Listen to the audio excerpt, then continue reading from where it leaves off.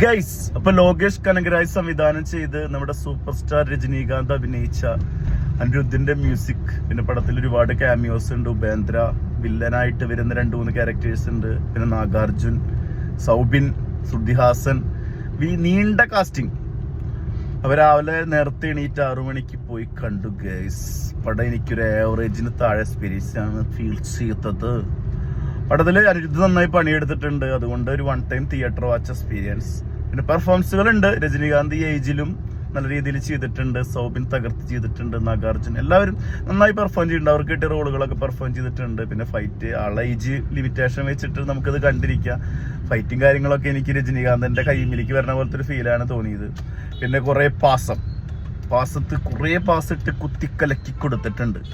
അതൊരു വളരെ ലിമിറ്റേഷൻ തോന്നി. കാരണം എന്താ വെച്ചാൽ ഇങ്ങനത്തെ ഒരു പടം നമ്മൾ എക്സ്പെക്ട് ചെയ്യുന്നത് വേറൊരു സംഭവമായിരുന്നു. ഒരു 1 ടൈം തിയേറ്റർ എക്സ്പീരിയൻസ് ഫീൽ